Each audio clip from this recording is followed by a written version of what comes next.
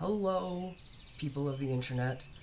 Oh God, I'm trying to not use those filler words as much because that's one thing that irritates me.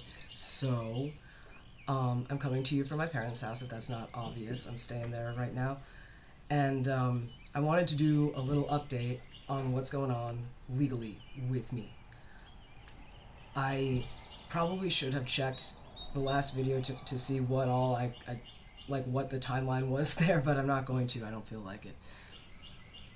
So, all right. The last thing I believe was, I got this letter.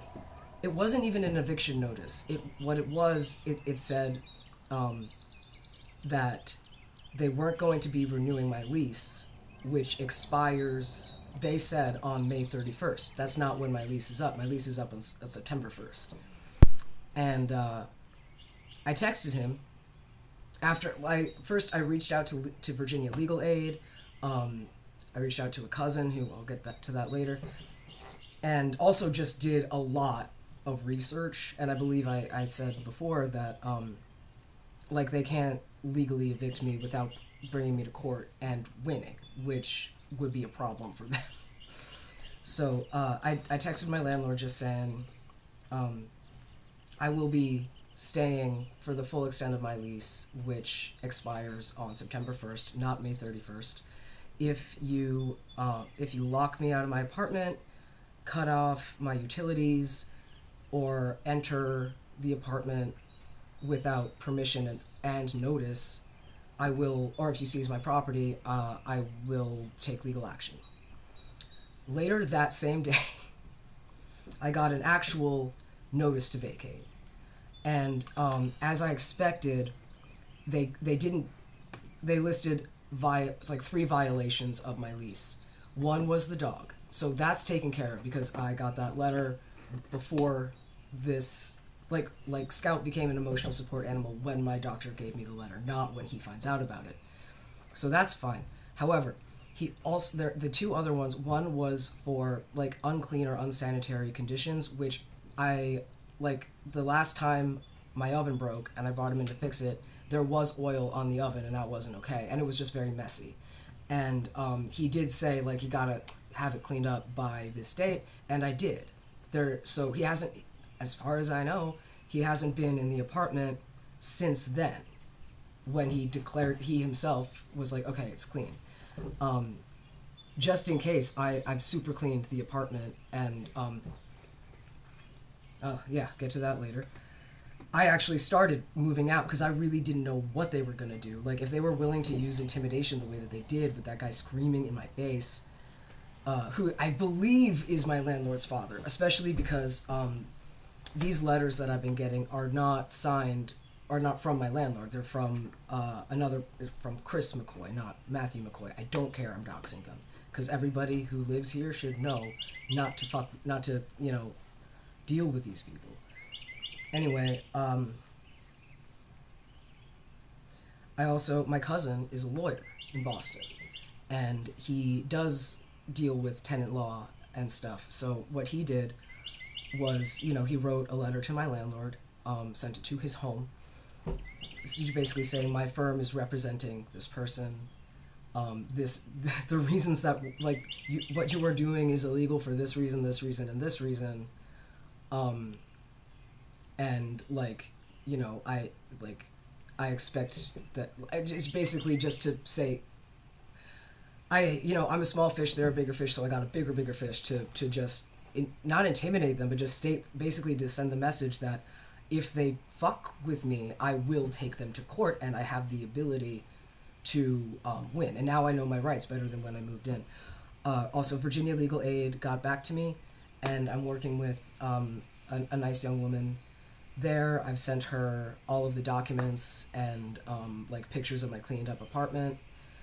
So and a photocopy of the letter. So I feel much better about this whole thing. Scout is here. It's not a great. She does she's not an apartment dog. She would have been fine, but she does she barks once when to notify me of like somebody passing or whatever, but it's a really busy street. There are a lot of pedestrians. And also just she likes having room, and I was under so much stress just having her there, knowing that I have a crooked landlord who, I don't know if I mentioned this, but like the first month we moved in, our oven didn't work, and that was a running theme. I asked, I called my landlord to come over to fix the oven, and he came in, but he didn't go to the oven immediately. The first thing he did was go into the bathroom, and like there were paper towels in the bathroom to dry our hands, and he was like, "Are you flushing paper towels?" No, the oven's over here. I think you know that. And so that's just seemed weird. That night we spent at my dude's place, his parents' house, because we were pet sitting. And the next day was a Sunday.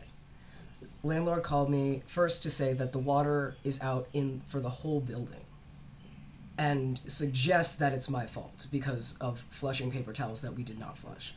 Also, like, I did ask, it was like, so wait, if the problem is coming from my apartment, the water was fine. The toilet still flushed. We weren't having any problems. So how is it that the whole building doesn't have water right now, even though the water works in my apartment where you said the source of the problem was? And he just said something. It was like, it's a central sewer line, as though that answered my question, which maybe, but then he called not to get our permission, but to tell us that a plumber had come to our apartment on a Sunday. They charge a lot more on weekends, and that he had fixed the problem, but that somehow the whole building couldn't have water because of paper towels that I did not flush. So then, I later found out that the company that services the building is McCoy Plumbing and Heating. It's fucking, so that's shitty too. And instead of sending me an invoice or a bill, he just tacked $500 on top of my rent balance for that month. And I said, can we do like a payment plan? He's like, no. And communicated that I would be evicted if I didn't pay the $500. And it was the end of the month too, so I had about 3 days to do it. And I was trying to figure out what to do about it, but eventually we just had to pay it.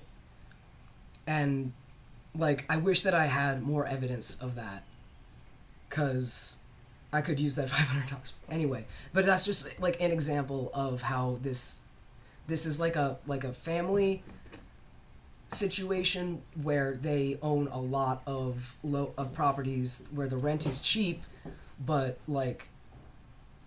the everything about dealing with these people has been really unpleasant. So that's where I am there. And I'm not posting about this anywhere important. I'm not putting this on my social media stuff because I don't want to alarm people. But yesterday my dad fell down the steps in the basement onto a concrete floor.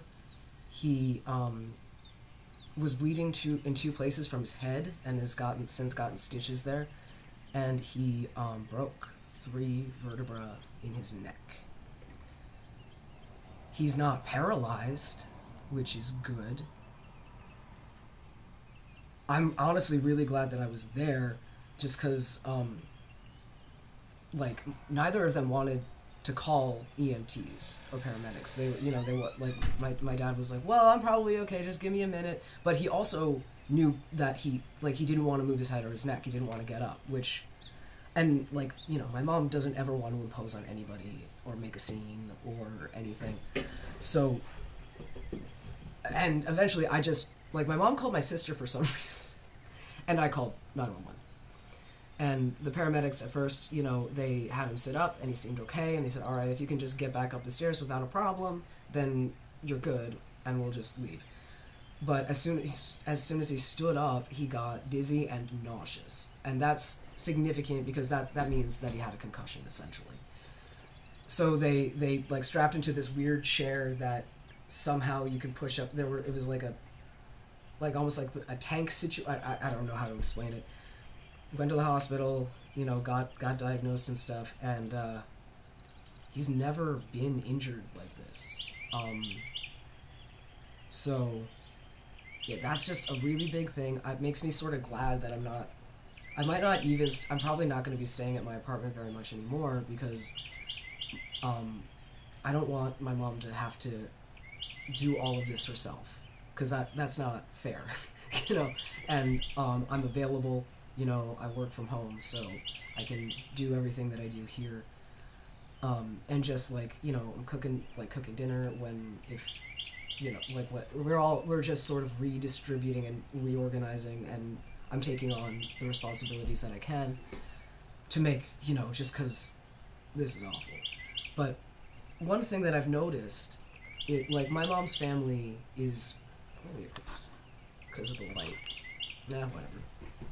My mom grew up here. Her one remaining brother, and his wife and her brother-in-law live here, and they've been great. Just earlier, my aunt gave me a ride to my apartment to get some stuff, and we picked up some library books for my mom, and then I found out a prescription was ready, and I was willing to wait until tomorrow, but my uncle gave me a ride, and I really love having a close, tighter-knit family, and I really like being a part of that. I had always really sort of separated myself from a lot of family members. I'm not even sure why. I think just mental illness shit. Actually, I think it's probably because I didn't think that I could really contribute in a significant way. I felt guilty for receiving help without being able to return it anyway. Now I can. And Scout also got spayed yesterday, so fucking she's got her cone of shame. My dad's got his collar. They look like the two gentlemen of Verona, but she's doing great with it. And I'm carrying her up and down the steps and out into the yard, which hopefully is helping me build some muscle. So that's basically it. I'm planning on making another video. Although I don't know what to title it, because the first thing that came to my mind was Suicide Toolkit, but that's not what I mean. It doesn't come off the way that I meant it. What I mean when I say is a toolkit for dealing with suicidal ideation, because it was one of my first symptoms, was just wanting to not be here anymore, and it's been my most significant problem in my life, just dealing with those thoughts. Before I'm better at dealing with them, and I want to, there's a lot of trial and error, and so yeah, that's going to be coming up hopefully, and yeah, I guess I'm done. All right, I love you, internet. See you later.